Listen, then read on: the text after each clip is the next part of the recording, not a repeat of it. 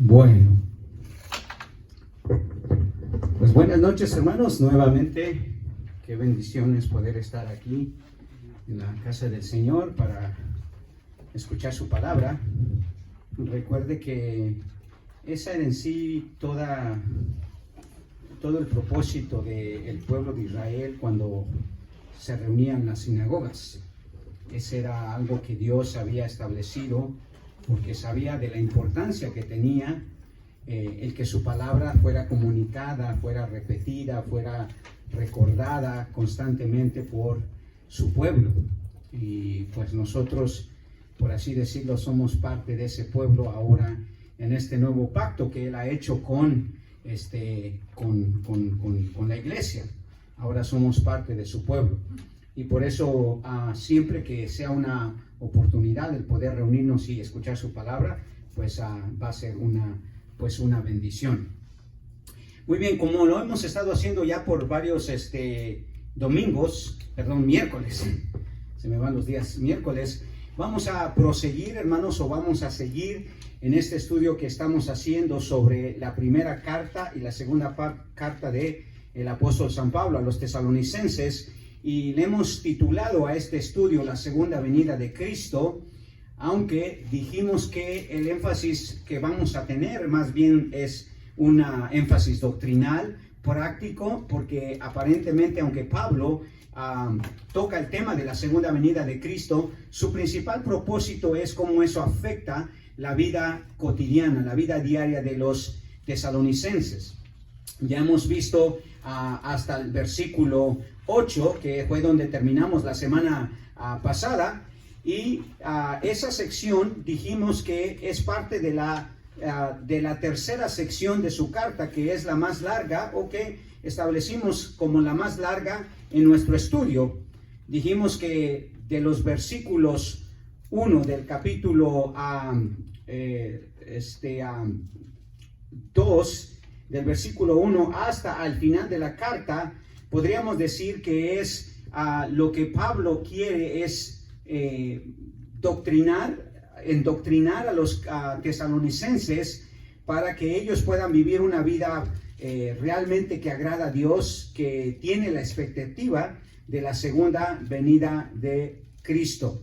Y dijimos que esa sección básicamente tiene 13 secciones distintas en las cuales nos damos cuenta que Pablo en cada una de ellas comienza con algún tipo de alusión a los hermanos de la iglesia. Dijimos que en 13 ocasiones Pablo comienza cada una de esas secciones aparentemente tratando un asunto en particular con los tesalonicenses. Y nos dimos cuenta que en los primeros 13 versículos Pablo habla sobre el testimonio de los tesalonicenses en los versículos 1 al 13, el testimonio de un ministerio aprobado por Dios. Y en el versículo 1 al 8 dijimos que compone la primera sección, donde Pablo habla acerca de su ministerio, que tenía las marcas de un ministerio que provenía de Dios. Hablamos sobre el hecho de que Dios es quien ha obrado tanto en los mensajeros como en los receptores del mensaje. Hablamos de que es Dios, hermanos, quien hace la obra en ellos, y que también es Dios quien aprueba el mensaje y a los mensajeros que llevan la palabra de Dios, según nos dimos cuenta en los versículos 3 y 4. Y por supuesto vimos también que los mensajeros tenían una conducta que tenía características de aquellos que sirven a Dios. En su segunda carta, en su segundo esfuerzo que hace Pablo, en los versículos 9 y 13, el apóstol Pablo habla sobre la importancia que tiene de su ministerio como un sello de un comportamiento que agrada a Dios. Y si nos damos cuenta, el afecto que Pablo sentía por los tesalonicenses mencionado en el versículo 8, se demostró por la manera en que él se comportó con ellos durante su estadía entre ellos. En el versículo 8 notamos eso que el apóstol Pablo menciona, ¿verdad? El afecto que tenía para estos hermanos en Tesalónica. en el versículo 8 de Primera de Tesalonicenses, versículo 8, dice el apóstol Pablo: tanto es nuestro cariño o nuestro afecto para vosotros, que no nos parecía bien solamente entregarlos el evangelio de Dios, sino también nuestras propias vidas, porque habéis llegado a ser muy amados. Entonces, este afecto que Pablo sentía por los tesalonicenses se demostró por la manera que él se comportó con ellos durante su estadía entre ellos, que fue el sello de su ministerio. Su comportamiento, por así decirlo, selló ese afecto y selló ese ministerio, que es lo que va a mencionar del versículo 9 al 13. Y si observamos con cuidado, hermanos, nos damos cuenta que Pablo describe 4 diferentes comportamientos ejemplares que mostraron hacia los tesalonicenses. Que mostraron, digo yo, porque no solamente era Pablo. ¿Quién más venía con Pablo? ¿Alguien se acuerda?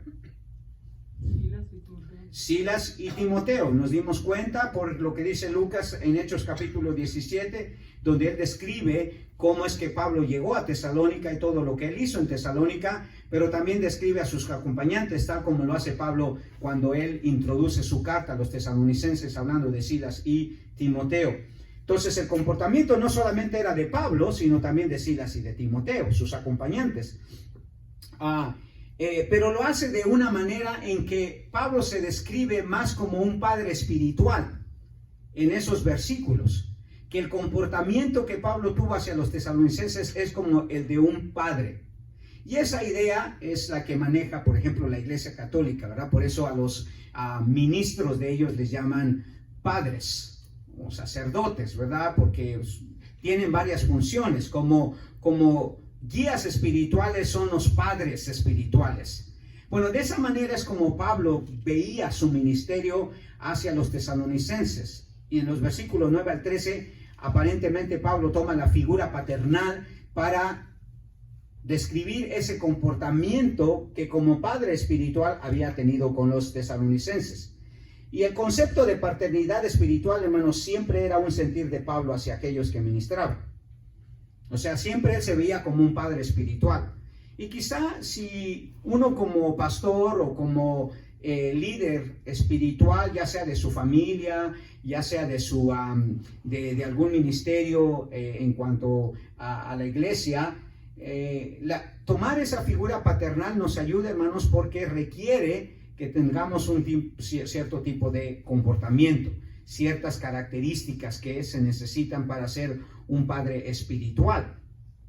Por ejemplo, usted se recuerda a Timoteo, en su primera carta lo llama hijo en la fe, ¿verdad? En 1 Timoteo 1:2, cuando él comienza su carta, dice a Timoteo, escribiendo a Timoteo, por supuesto, verdadero hijo en la fe. Verdadero hijo en la fe. Entonces, Pablo se veía siempre como un padre espiritual de aquellos a los cuales él ministraba. Cuando escribe a Tito también hace lo mismo Pablo, ¿verdad? Si usted ve en su introducción a la carta de Tito, Pablo dice que Tito era un verdadero hijo en la común fe, en Tito 1:4. Entonces, Pablo, hermanos, constantemente se ve a sí mismo como un padre espiritual. Y un padre tiene que tener cierto tipo de comportamiento hacia sus hijos, ¿verdad? Se requiere, es necesario. Si uno quiere formar hijos, especialmente cuando hablamos en el contexto de la vida cristiana, en el contexto de la vida espiritual, pues requiere cierto tipo de comportamiento. Y eso es lo que Pablo va a comenzar a describir aquí, que fue su comportamiento, lo que también fue aprobado por Dios. No solamente su ministerio, o sea, no solamente lo que él hizo con el mensaje del evangelio, sino también la manera que él se comportó con los tesalonicenses. Y si vemos entonces y leemos allí en primera de los Tesalonicenses capítulo 2, vamos a leer versículo 9 al 13 para ver cómo es que Pablo describe ese comportamiento. Versículo 9 dice: porque os acordáis, hermanos, de nuestro arduo trabajo y fatiga, que trabajando de día y de noche para no ser gravosos a ninguno de vosotros, os predicamos el evangelio de Dios. Vosotros sois testigos, y Dios también, de cuán santa, justa e irreprensiblemente actuamos entre vosotros los creyentes. En esto sabéis que fuimos para cada uno de vosotros como el Padre para sus propios hijos. Os exhortábamos, os animábamos y os insistíamos en que anduvieses como es digno de Dios, que os llamó a su propia reino y gloria. Por esta razón, nosotros también damos gracias a Dios sin cesar, porque cuando recibiste la palabra de Dios que oíste de parte de nuestra, la aceptasteis, no como palabra de hombres, sino como lo que es de veras la palabra de Dios, quien obra en vosotros los que creéis. Si nos damos cuenta, esa es la figura que toma Pablo, especialmente en el versículo 11, donde dice, en esto sabéis que fuimos para cada uno de vosotros como el Padre para sus propios hijos. Y entonces el comportamiento de Pablo es lo que hizo un gran efecto en la vida de los creyentes de Tesalónica. Entonces vemos que el primer comportamiento de Pablo, que les recuerda a los tesalonicenses de su ministerio aprobado por Dios, fue el trabajo desinteresado de un padre espiritual. El trabajo desinteresado. Uno no trabaja con los hijos para más adelante decir, pues Mateo lo voy a cuidar muy bien, le voy a dar bien de comer para que en el futuro él me dé de su cheque, me dé de lo que gane y todo eso. No, uno hace todo lo que uno tiene que hacer de una manera desinteresada. Quizá no hay trabajo más desinteresado que el trabajo de los padres, porque ¿qué van a ganar? Solamente la pura satisfacción de haber hecho todo lo necesario para que estos sean buenos hijos, para su propio bien, ni siquiera para la uno.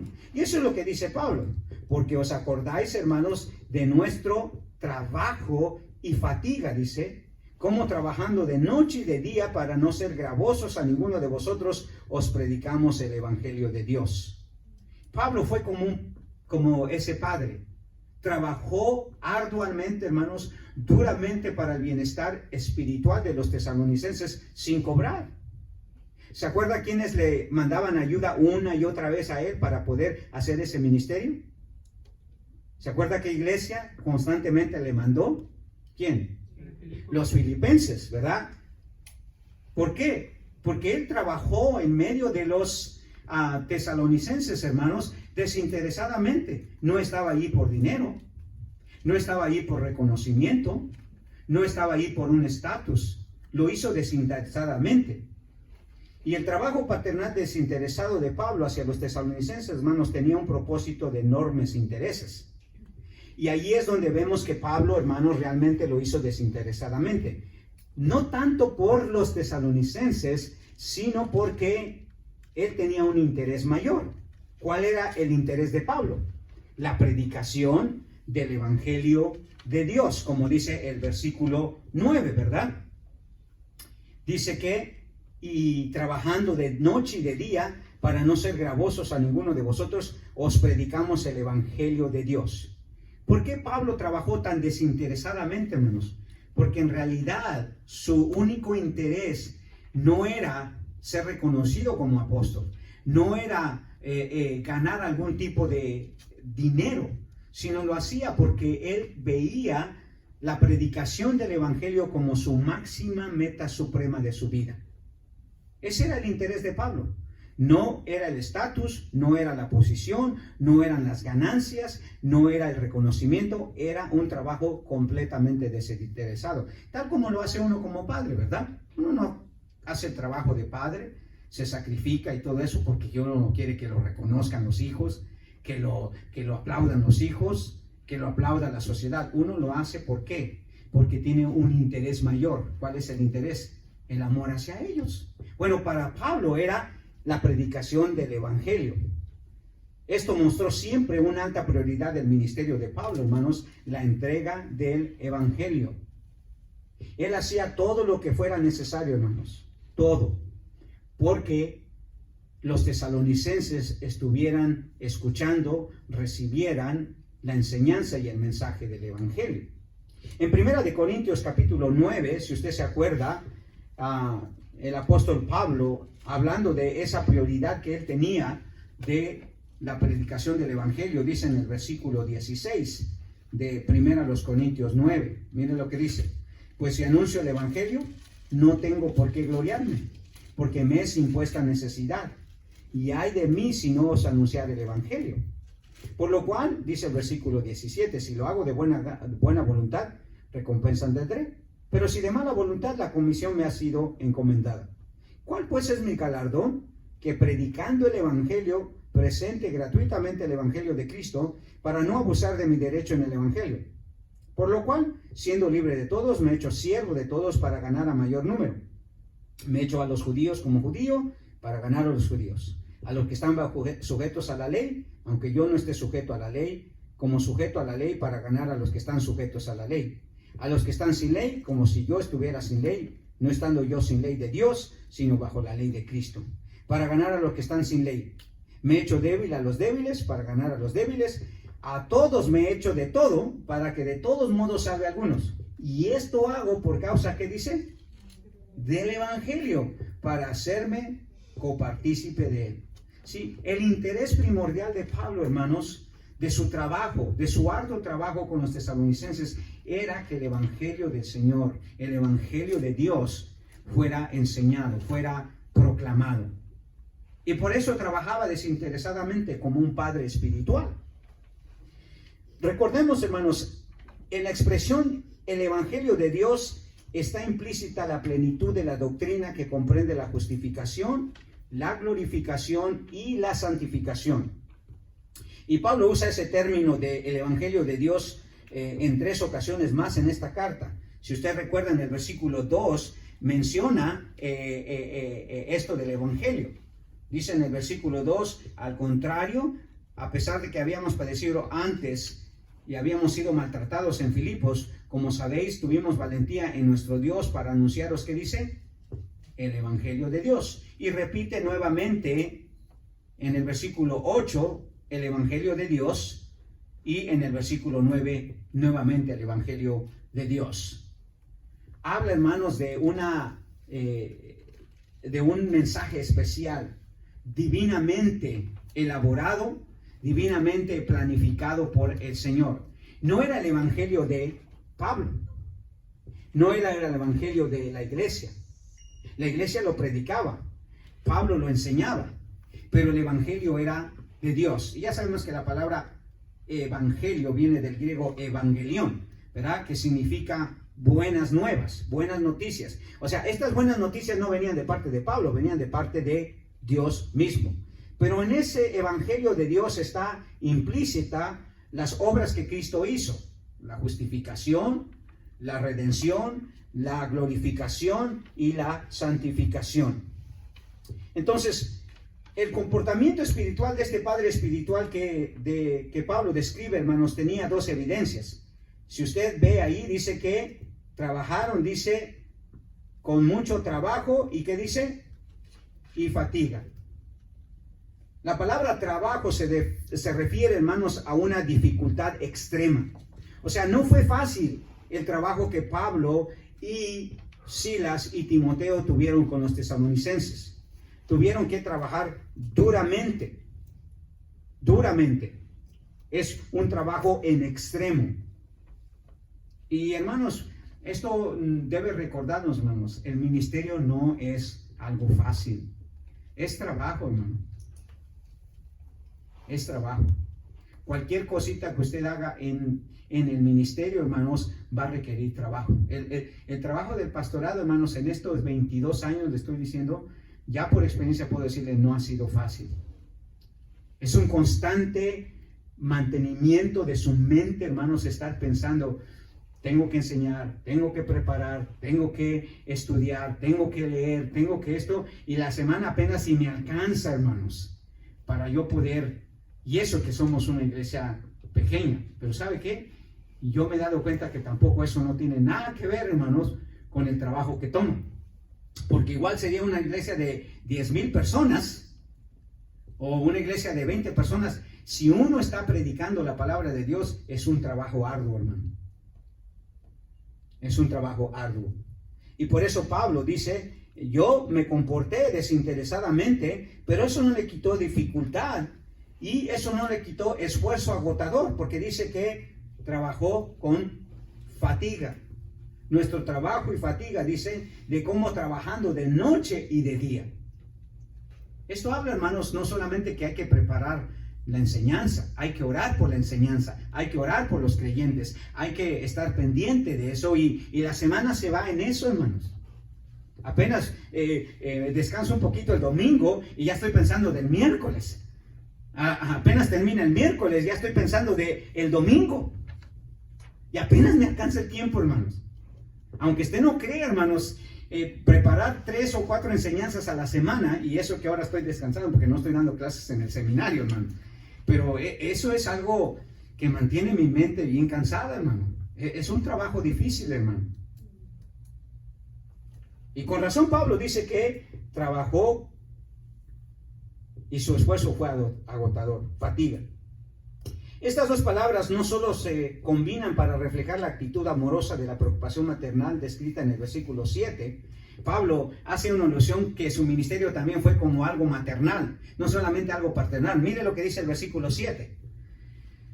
Más bien, entre vosotros fuimos tiernos como lo que dice, la nodriza que cría y cuida a sus propios hijos. ¿Sí? Pablo recuerda, hermanos, que el trabajo desinteresado que él tuvo fue con gran fatiga, con gran trabajo, dificultad extrema, esfuerzo agotador, y recuerda a los tesalonicenses que fue como también el trabajo de una madre. No solo como el de un padre, sino de una madre, y ahí vemos todavía más esfuerzo, ¿verdad? Porque si hay alguien que tiene el trabajo pesado, hermanos, es una madre. Y Pablo reconoce que ese es el tipo de trabajo que se requiere en el ministerio. O sea, era una labor de un padre desinteresado por alguna compensación, no por alguna compensación, por su labor. El trabajo arduo y agotador de Pablo por la obra de Dios era un comportamiento normal en la vida del apóstol, hermano. Él trabajaba. Mire, y no solo trabajaba en el ministerio, sino también trabajaba fuera del ministerio. O sea, Pablo también tenía un trabajo secular y eso lo hace todavía más difícil, hermano. Más difícil. No es como que uno estuviera a tiempo completo. Note cómo se describe Pablo en Hechos capítulo 20, versículo 33 al 35. Hechos 20. Lucas recuerda, hermanos, las palabras de Pablo en Hechos 20 y cómo describe él el tipo de vida que él tenía. Hechos, cuando está hablando a la iglesia de Éfeso, a los ancianos de Éfeso, ya para despedirse, y versículo 33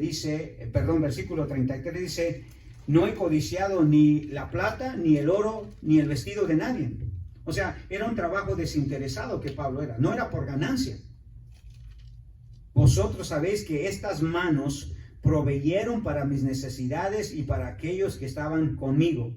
En todo os he demostrado que trabajando así es necesario apoyar a los débiles y tener presente las palabras del Señor Jesús, que dijo, más bienaventurado es dar que recibir. Dice, no he codiciado ni plata, ni oro, ni vestido de nadie. Antes con estas manos he trabajado. Y hermanos, así es. Los hermanos tienen una gran... me he encontrado con hermanos que reconocen, porque cuando estuvimos por casi 22 años en Buena Park, hermanos, siempre el hermano o los hermanos, algunos de ellos, no todos, por supuesto, siempre decían, ¿sabes qué? Si no nos pueden pagar la renta o pagar algo, no importa. Lo que queremos siempre es que tu sueldo salga. Lo mismo dicen estos hermanos, porque ellos saben, hermano, ellos saben el trabajo que es. No es cuestión del dinero, hermano, es cuestión del trabajo que toma, hermanos, llevar un ministerio. Y como dije, la cantidad no importa. Porque usted no crea que el Señor va a demandar mayor fidelidad a alguien que tiene 1000 que a alguien que tiene 5. Es la misma fidelidad, hermano. Es la misma preocupación. Es la misma entrega. No hay tal cosa. Entonces, Pablo sabía de su trabajo agotador. Y si usted nota, Pablo describe que este trabajo desinteresado era de jornadas largas. ¿Qué dice? ¿Era el qué? De día y de noche. Y mi esposa le puede dar testigo, ¿no? Ya sea que me vea estudiando durante la noche, durante la mañana, durante el día, pero es algo que uno tiene que estar haciendo, podría decirle, casi constantemente. Constantemente, hermano. No puede uno parar. O sea, de largas horas, hermanos, de una larga jornada. Y este trabajo de día y de noche también implica, hermanos, el trabajo para sostenerse a sí mismo, porque de algo tenía que vivir Pablo. Recuerden que no estaba cobrando a los tesalonicenses. Los tesalonicenses no le estaban pagando. Eran un pueblo idólatra, era un pueblo gentil. Ellos no estaban acostumbrados a la idea de sostener a alguien. No eran como el pueblo judío que sabía que los diezmos le pertenecían a las personas que trabajaban o ministraban en el templo. Pero ya ni siquiera era el templo. Así que Pablo estaba en el limbo, como podríamos decir, ¿verdad? No es que ya la iglesia sabía que tenía que tener un salario, hermanos, para Pablo. Era una iglesia que apenas había comenzado. ¿Cómo lo iba a sostener? ¿Cómo lo iba? Y él dice, ¿verdad? Note lo que dice él. Para no ser, ¿qué dice? Gravosos a ellos. Entonces, hermanos, Pablo se comportó de una manera desinteresada, tal como un padre lo hace. Y eso era un sello de su ministerio aprobado por Dios, porque él se veía como un padre desinteresado. El segundo comportamiento que Pablo les recuerda a los tesalonicenses de su ministerio, que tenía el sello de un comportamiento aprobado por Dios, que se ve en un padre espiritual, está en el versículo 10. Mire lo que dice el versículo 10 de Tesalonicenses 2, otra vez. Y vosotros sois testigos, y Dios también de cuán santa, justa e irreprensiblemente nos comportamos con vosotros los creyentes. Y aquí el segundo comportamiento, hermanos, fue que él tuvo un ejemplo santo de un padre espiritual. Entonces, no solamente, hermanos, trabajó desinteresadamente como un padre, sino también dio un ejemplo. Y quizás esa es de las responsabilidades más grandes que tenemos como padres, ¿no? Cuanto más como padres espirituales, porque yo, aparte de ser padre biológico, soy padre espiritual de mi hijo, por conocer al Señor, por ser creyente. Tengo una responsabilidad enorme, doble podría decirse así, de proveer para sus necesidades materiales, pero también de ejemplificar un comportamiento para su bienestar espiritual. Y eso es lo que dice Pablo. Él fue un padre espiritual con un ejemplo santo. Pablo no solo describe aquí un tipo de comportamiento paternal como biológico, ¿verdad? Porque ya ahora la paternidad es simplemente, pues obviamente, proveerle las necesidades materiales a nuestros hijos. Pero Pablo habla de una paternidad espiritual que va más allá de proveer para las necesidades físicas, hermanos. Habla también de un comportamiento que tiene que ver con la vida espiritual. El comportamiento de Pablo que él describe aquí es un comportamiento de un verdadero varón. No solamente de un hombre, sino de un varón. Pablo, cuando le escribe a los corintios, él les dijo que todo hombre debería de mantener un tipo de comportamiento. Un comportamiento exclusivo que se le puede dar solamente a los creyentes. En 1 de Corintios capítulo 16, si usted se recuerda, el apóstol Pablo les dice esto a los corintios. 1 de Corintios capítulo 16, en el versículo 13. Mire lo que le dice Pablo a los corintios. Velad, estad firmes en la fe. ¿Y qué le dice? Portaos varonilmente. Portaos varonilmente. El comportamiento paternal de Pablo a los tesalonicenses, hermanos, es verdaderamente de un varón. Y cuando la Biblia usa ese término de varón, normalmente se está aludiendo a un tipo de comportamiento especial de un hombre. En este caso dice, portaos varonilmente. Habla del carácter santo, hermanos.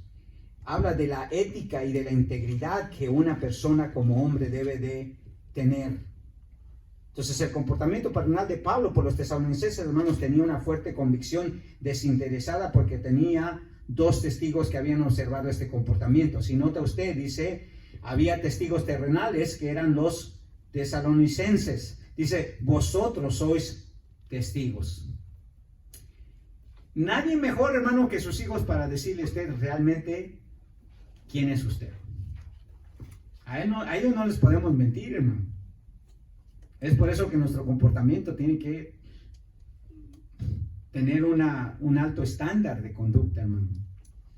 Porque ellos no se van a tragar el cuento, hermano. Que aquí y allá hay inconsistencia, ¿verdad? Pablo dice, ustedes son testigos. O sea, había testigos terrenales. Los tesalonicenses habían visto el ejemplo santo de Pablo. Habían visto el ejemplo santo de Pablo.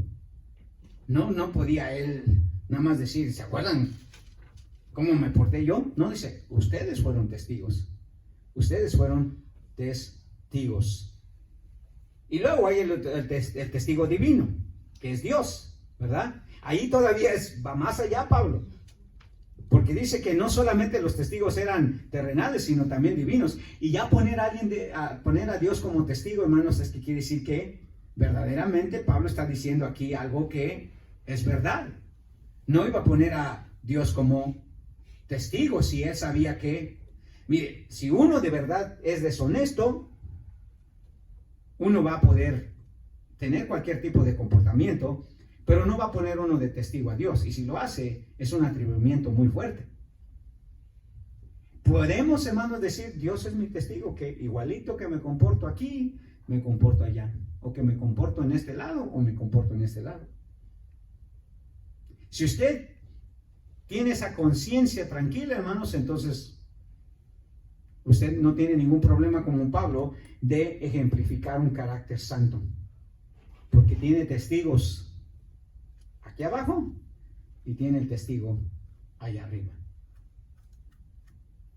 Al tener esa clase de testigos, los creyentes y Dios, el comportamiento del ministro de Dios no puede más que ser santo. Recordemos que es un llamado que se le ha dado al creyente, no solo en su caminar con Dios, sino también en su vida personal, también en su vida ministerial. En 1 de Pedro capítulo 1, versículo 15 al 16, se nos recuerda que también nosotros tenemos que tener un caminar santo, hermanos, un ejemplo santo. Porque tenemos un testigo, pero también tenemos un ejemplo de esa santidad. En el versículo 15, el apóstol Pedro dice, sino como aquel que os llamó es santo, ¿qué dice? Sed también vosotros santos, pero ¿qué dice? En toda vuestra manera de vivir, en toda vuestra manera de vivir. Porque escrito está, sed santos porque yo soy santo. Entonces el comportamiento santo de Pablo, hermanos, era evidente. Tenía como testigo a Dios, pero también tenía como testigo a aquellos a los que él estaba ministrando. Cuando lleguemos a esa clase de nivel espiritual, hermanos, vamos a ver realmente cómo Dios obra en nuestra vida, cómo Dios obra en la vida de aquellos que están en nuestro ministerio, porque son nuestros testigos. Son nuestros testigos. Entonces el comportamiento de Pablo no solamente era santo, sino también de sus compañeros de ministerio, por supuesto de Silas y Timoteo, porque dice él, vosotros sois testigos y Dios también de cuán santa, justa y irreprensiblemente nos comportamos con vosotros los creyentes. Nos comportamos, está hablando Pablo de que no fue solamente el comportamiento de él, sino también el comportamiento de ¿quién? De sus compañeros. Y eso es algo que debemos recordar, hermano. El comportamiento no solamente debe ser mío, también debe de ser de ustedes. Porque también ustedes representan a la iglesia. Porque también ustedes son padres espirituales en alguna manera. Entonces el comportamiento de Pablo no solamente fue de él, fue también de los demás. Y por supuesto, este comportamiento santo tenía 3 características, dice Pablo. La primera era santa. Nos comportamos, dice, santamente. O sea, vivían una vida de intenciones puras ante Dios. Comportarse santamente, hermanos, quiere decir que podemos tener la tranquilidad que estamos viviendo con las intenciones más puras delante de Dios. Porque Él es el que es santo. Nosotros vivimos una vida santa delante de Dios, una vida pura. Pero aquí se refiere más que a sus intenciones, más que a la ausencia de pecado, sino a la intención de su ministerio. ¿Con qué intención hacía su ministerio? Era una intención santa, hermanos. Por eso dice que nos comportamos de cuán santa, nos comportamos santamente. Y luego dice justamente. O sea, esto habla del trato que se les da bajo la ley de Dios a otros. O sea, nunca abusaron de los tesalonicenses, hermanos. Pablo nunca abusó ni de su apostolado, ni de su autoridad, ni de su mensaje para sacar provecho a los tesalonicenses. Dice que se comportaron justamente. O sea, trataron a los que estaban bajo su cuidado ministerial de acuerdo a las normas de Dios. No pidieron de más ni pidieron de menos. ¿Verdad? No se aprovecharon de su ministerio. Se comportaron justamente. Esto habla, hermanos, de la importancia que tiene en el hecho de que no debemos de ser abusivos cuando se nos encarga un ministerio. El abuso es algo que Dios no ve bien. Pero Pablo dice, nos comportamos santamente, justamente y también irreprensiblemente, dice. De cuán santa, justa e irreprensiblemente. La idea es, hermanos, que ellos tuvieron una reputación íntegra hacia los que ministraban. Una reputación íntegra. Es del tipo de reputación que se requiere cuando uno desea el obispado. ¿Se acuerda qué le dijo Pablo a Timoteo cuando le escribió en el capítulo 3 de su primera carta? Si alguno desea obispado, buena obra desea. Pero es necesario que el obispo, ¿qué dice? ¿Sea qué? Irreprensible. La idea de irreprensible tiene que ver, hermanos, con la reputación. O sea, que nadie lo pueda acusar absolutamente de nada turbio, pues. Entonces, Pablo tenía esa clase de comportamiento, hermanos. Él podía, hermanos, irreprensiblemente catalogar su ministerio. Recuerde, tenía de testigos a los tesalonicenses, pero primordialmente tenía de testigos ¿a quién? A Dios. ¿Puede Dios, hermanos, decir que nos comportamos santa, justa y irreprensiblemente? O hay áreas de nuestra vida, hermanos, que hay veces tenemos que trabajar en ellas porque de esa manera Dios no puede obrar, hermanos. Y no nos estamos comportando como verdaderos padres espirituales. Entonces, un padre espiritual, hermanos, trabaja desinteresadamente. Tiene un ejemplo de un carácter santo. Pero en el versículo 11 y 12, el tercer comportamiento que Pablo les recuerda a los tesalonicenses de su ministerio que llevaba el sello de la aprobación de Dios como padre espiritual, versículo 11 y 12 dice que tenían el deber de la exhortación de un padre espiritual. Así como también sabéis, versículo 11 dice, así como también sabéis de qué modo, como el Padre a sus hijos, exhortábamos y consolábamos a cada uno de vosotros. Y os encargábamos que anduvieseis como es digno de Dios, que os llamó a su reino y gloria. Entonces Pablo hace una transición de su papel como ejemplo e instructor para que el padre espiritual, hermanos, pueda ser un ejemplo y pueda tener una conducta santa. También necesita ser un instructor. Entonces Pablo, al igual que cualquier padre natural, hermanos, se preocupaba por el bien espiritual de sus hijos, los tesalonicenses, y él sabía que tenía que instruirlos, tenía que exhortarlos, tenía que tomar una posición de padre que también exigía, que también demandaba. como padres, hermanos, es necesario que seamos exigentes, que seamos demandantes. No podemos dejar que nuestros hijos vivan de cualquier manera. Bueno, Pablo hace exactamente lo mismo como padre espiritual. Tenía el deber de exhortar. Esa es parte de la responsabilidad de cualquier padre espiritual y de cualquier padre natural, por supuesto. ¿Por qué? Porque su preocupación era el bienestar espiritual de sus hijos espirituales, en este caso los tesalonicenses. Y vemos, hermanos, que esta instrucción paternal se expresa en 3 verbos que describen la función de los padres. Y lo que hacía Pablo continuamente. Dice él, os exhortábamos. O sea, eso habla de dirigir su conducta espiritual, ayudándoles a ser sabios en su carácter. Cuando Pablo exhortaba, el deseo de él era dirigir la conducta espiritual y ayudar a ser sabios en su carácter a los tesalonicenses. Para Caleo, que es la palabra exhortábamos, literalmente quiere decir llamar cerca y estar relacionado con el estar al lado de alguien. Llamar cerca y el que viene al lado de alguien. Acuérdese que de ahí viene la idea de Paracletos, que es un título que se le da al Espíritu Santo. El Espíritu Santo es como ese Padre espiritual, está a nuestro lado para guiarnos, para dirigirnos a tener una clase de vida, a tener una clase de sabiduría, a tener una clase de comportamiento.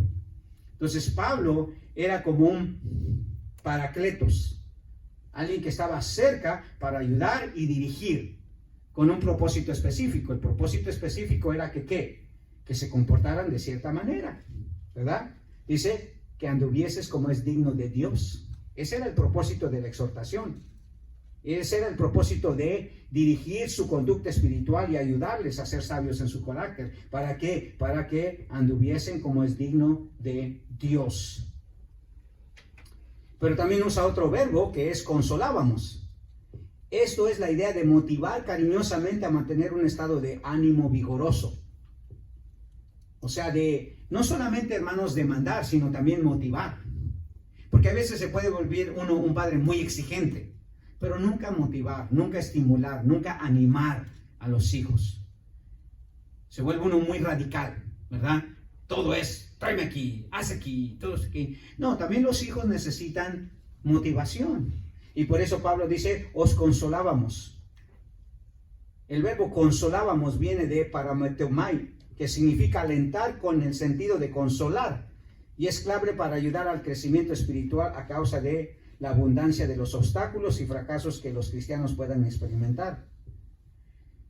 Consolábamos tiene la idea de animar, más que de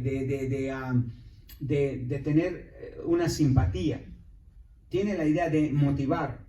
Es la misma palabra que usa el apóstol Juan allí en Juan capítulo 11, cuando llegaron los judíos a consolar a Marta y a María por la muerte de Lázaro. En el versículo 19 del capítulo 11 de Juan, dice, Juan 11, 19, y muchos de los judíos habían venido a Marta y a María para, ¿qué dice? Para ambutemai, o sea, para consolarlas, o sea, animarlas, fortalecerlas. Pero con mucho cariño, con mucho aprecio. Y uno consuela y motiva a aquellos que aprecian. Y luego en el versículo 31 también dice, entonces los judíos que estaban en casa con ella, y la que dice, y la consolaban. Cuando vieron que María se había levantado de prisa, había salido, le siguieron diciendo, va al sepulcro a llorar aquí. Entonces consolar, hermanos, era motivar cariñosamente a mantener un estado de ánimo vigoroso, porque los tesalonicenses estaban pasando por situaciones difíciles. Acuérdese, tenían persecución, tenían oposición, se habían convertido, acuérdese, de los ídolos para servir a Dios vivo. Claro que iban a tener oposición, vivían en medio de una ciudad idólatra, en medio de una sociedad hostil al evangelio, hostil a la palabra de Dios. El pastor MacArthur en su comentario precisamente de los tesalonicenses dice, la palabra, o sea, consolar, La palabra se reserva para levantar y restaurar el ánimo de forma cariñosa y compasiva, tan necesario para el hijo en problemas y con el corazón roto. O sea, más que nada era una consolación para motivar, para estimular, para ayudarle a seguir adelante en medio de los problemas y de las dificultades, Y luego usa el verbo encargábamos. Encargábamos tiene la idea de advertirles a seguir una conducta que se ajusta a su llamado. Viene del griego marturemenoi, que suele traducirse testificar o dar testimonio, y está relacionado con la palabra de mártir, ¿verdad? Era una amonestación a mantener una conducta que no fuera una conducta muy frágil, muy liberal, sino una conducta que si no se mantenía podría tener serias consecuencias de la disciplina de Dios en la vida. Como cuando un hijo no cumple lo que se le ha encomendado, ¿verdad? La palabra encargar tiene que ver con la idea de, hey, te tienes que mantener viviendo de esta manera, porque si no, la disciplina de Dios puede venir así. Tal como lo hacían nuestros padres ignorantemente cuando nos decían, ¿verdad? Pórtate bien, si no, Dios te va a castigar. Y te va a caer un rayo, dice. ¿Quién no se quería portar bien así? De niño. Pero ya de adulto ya sabía uno que eso no era. Entonces, encargábamos tiene la idea de advertir a seguir una conducta que se ajusta a su llamado. Y lo que vemos, hermanos, es que al final de esta sección, o sea, del versículo 12, especialmente la última parte, Pablo llega a la cúspide de su papel de padre espiritual, dando a sus hijos espirituales, describiendo el cuarto comportamiento. Miren lo que dice el versículo 12 en la segunda parte. Después de que les encarga y les consuela y les exhorta, dice en el versículo 12 que lo hicimos eso ¿para qué? Dice, para que anduvieses como es digno de Dios que os llamó a su reino y gloria. O sea, el esfuerzo del ministerio de Pablo como padre espiritual es de que los tesalonicenses, hermanos, llegaran a una madurez que reflejara su carácter sabio y maduro en su vida diaria especialmente, no solamente en su vida espiritual. La palabra anduviese se refiere a la conducta diaria, como suele ser el caso en las epístolas del Nuevo Testamento. Habla de un caminar espiritual constante, andar, ¿verdad? De andar constantemente. Es la misma idea que se nota en Romanos 6:4 cuando dice, porque somos sepultados juntamente con Él para muerte por el bautismo, a fin de que como Cristo resucitó de los muertos para la gloria del Padre, así también nosotros andemos en vida nueva. Anduvieses tiene la idea, hermanos, de exigir un caminar digno de su padre espiritual, que en este caso no es Pablo, aunque fungía como padre espiritual, sino es Dios.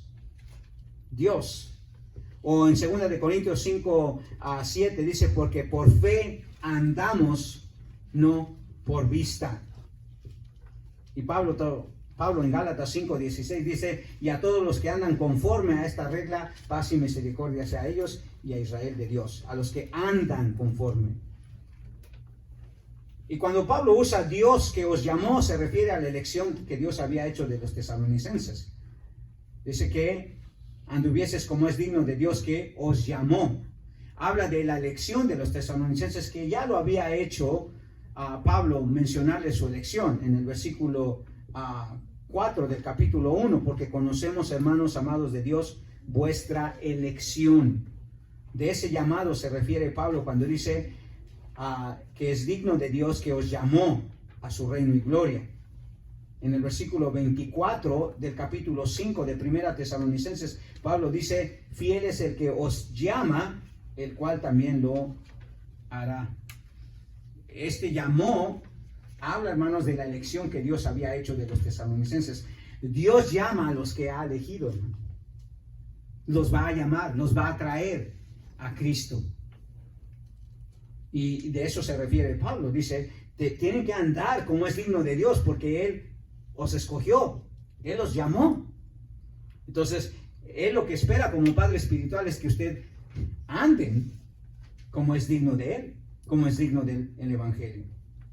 Y por supuesto, la razón que Pablo se muestra tan exigente como padre espiritual y se comporta como tal en esta exigencia es por dos razones. La primera es su caminar espiritual tiene una exigencia divina, como es digno de Dios, dice. O sea, el caminar del cristiano tiene una alta expectativa porque es un caminar que honra a Dios, es un caminar que refleja un conocimiento personal de Dios y vida que honra a Dios. Tal como dice la Biblia de Enoc. ¿Se acuerdan cómo describe todos los cientos de años que vivió Enoc? Lo resume Moisés en una sola casi frase. Caminó Enoc con Dios después de que engendró a Metusalén 300 años y engendró hijos e hijas. Y caminó Enoc con Dios. ¿De qué habla eso, hermanos? De que tuvo una relación personal con el Señor, conocía del Señor y vivía una vida que honraba a Dios. Eso es caminar con Dios. Y esa es la exigencia que Pablo tiene. Esa es la razón que les exige que anden como es digno de Dios. O sea, su caminar espiritual tiene una exigencia divina. También es un caminar que refleja madurez, tal como se describe también por Pablo cuando describe a los cristianos de Colosas. En Colosenses 1:10, Pablo dice esto. Colosenses 1:10, para que andéis como es digno del Señor, dice. Como es digno del Señor, agradándole en todo, llevando fruto en toda buena obra y creciendo en el conocimiento de Dios. Creciendo en el conocimiento de Dios. Y en segundo lugar, la exigencia de ese caminar espiritual también es porque su caminar espiritual tiene una gloria eterna, que os llamó a su reino y gloria, dice. El privilegio de que ahora gozaban los tesalonicenses, hermanos, exigía que vivieran una vida a la altura de su privilegio.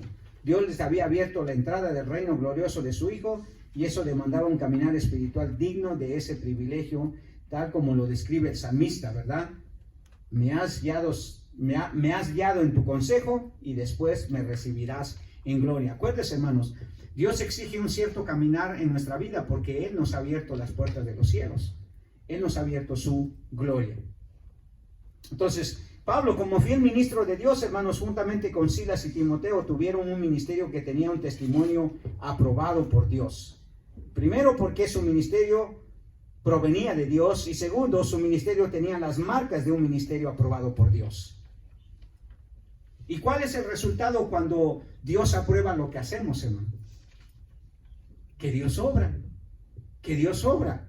Y por eso termina el versículo 13, Pablo dando gracias que como Dios aprobó su mensaje, como Dios aprobó su ministerio y como Él se comportó realmente a la altura de su ministerio, ¿qué es lo que hizo Dios? Salvó, hermanos, y transformó a los tesalonicenses, como dice el versículo 13 para finalizar. Por lo cual también nosotros sin cesar damos gracias a Dios de que cuando recibiste la palabra de Dios que oíste de nosotros, la recibiste, dice, no como palabra de hombres, sino según en verdad la palabra de Dios, la cual actúa en vosotros los creyentes. Ese fue el resultado, hermano. Pablo fue aprobado por Dios, tanto en su mensaje como en su ministerio. Su comportamiento hizo posible que Dios obrara en los tesalonicenses y ellos creyeran y ellos fueran transformados. Y así va a ser siempre, hermanos. Si nosotros, hermanos, vivimos de acuerdo a la aprobación de Dios, Dios va a obrar. Dios va a bendecirnos, hermanos. Dios va a bendecir lo que Él nos ha mandado a hacer. Por lo cual, hermanos, tenemos que vivir una vida de un comportamiento como es digno de aquel que nos llamó por su gloria y su misericordia. Amén. Amén. Excelente, hermanos. Bueno, hermano Jesús tiene por ahí las peticiones de oración. Vamos a pasar brevemente a un tiempo de oración, como lo hacemos cada miércoles, porque siempre es necesario acudir al Señor. Así que díganos algunas de las peticiones, hermano, y yo las voy designando para que se puedan tomar así. Tenemos la primera, salvación por Alex y Daniel. Ok, salvación por Alex y Daniel. Hermana Mayra, si puede tomar esa petición.